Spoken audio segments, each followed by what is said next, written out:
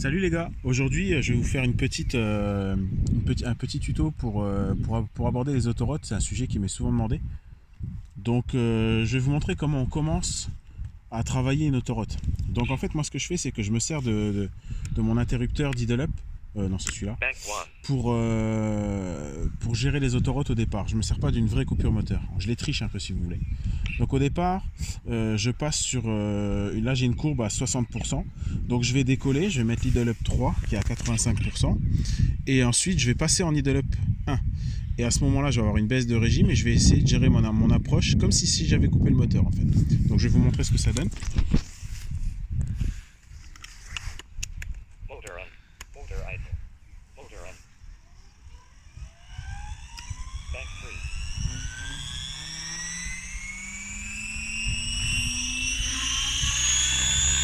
Donc là il prend bien tous ses tours. Je décolle. Ce qui est important c'est de garder une bonne attitude mais pas de se déplacer trop. Je fais mon demi-tour, je descends, je l'incline, je descends mon pas et je passe en IdleUp 1.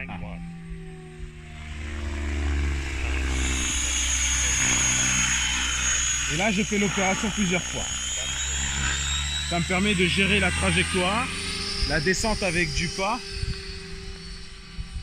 Et donc de ne pas avoir de stress parce que de toute façon la machine elle vole bien comme ça. Hop, c'est parti. Je fais mon flair et je pourrais atterrir. Donc, vu que c'est une figure que je maîtrise déjà, la trajectoire, tout ça c'est bon quoi.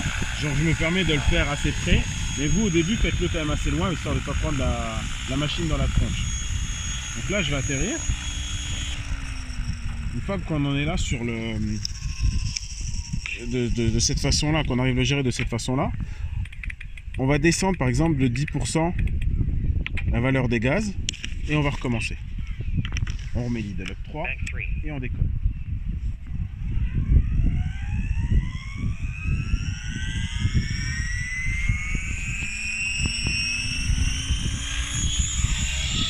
Là vous verrez qu'il y aura un peu moins de marge.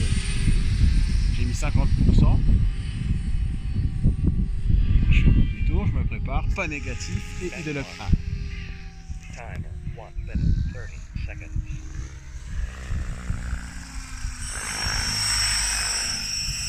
À ce moment-là, on voit que l'hélico il vole vraiment à peine en IdleUp 1. Parce que 50% c'est vraiment peu. Là, ce que je vais faire, je vais maintenant descendre à 40%, qui est normalement là, sur les ESC au Bing, c'est vraiment le minimum. Et je vais m'assurer qu'il démarre au moins. Et là, il démarre pas, parce que c'est vraiment, je ne dois pas être réglé très bien. Ça, je vois pas grand chose des fois. 42, il démarre pas. 43, il démarre. Ok, je coupe. Donc là, 43, il a démarré. Donc je vais essayer de décoller déjà comme ça, en IdleUp 1 pour voir. C'est possible qu'il ne vole pas, hein, 40%. Des fois, c'est vraiment pas assez de tours selon la démultiplication que vous avez. Mais là, il vole. Mais alors, j'ai vraiment aucune marge, quoi. Là, je dois être à 1000 tours, quelque chose comme ça. Donc là, c'est le même exercice. IdleUp 3. Et on y va. Et on recommence.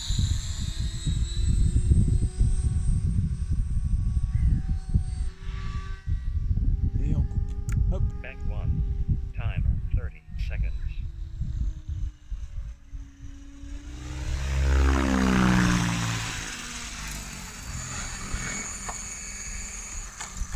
Là, vous avez pu entendre en plus l'overspeed. Donc là, ce que je vais faire, c'est que je vais décoller et je vais vous refaire plusieurs fois l'overspeed. Je vais rester en low RPM, mais vous allez entendre l'overspeed qu'il faut générer. C'est important de faire des overspeeds comme ça vous donne un peu plus de marge de sécurité lors de vos autorotations.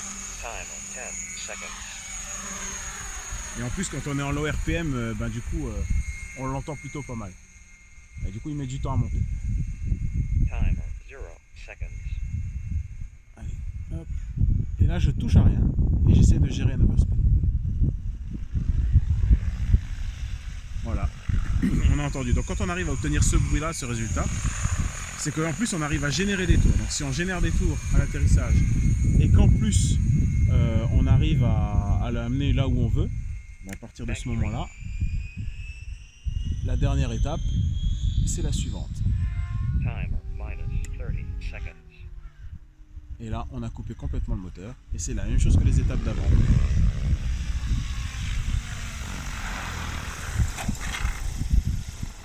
Voilà, j'espère que ça a pu vous être utile. À bientôt!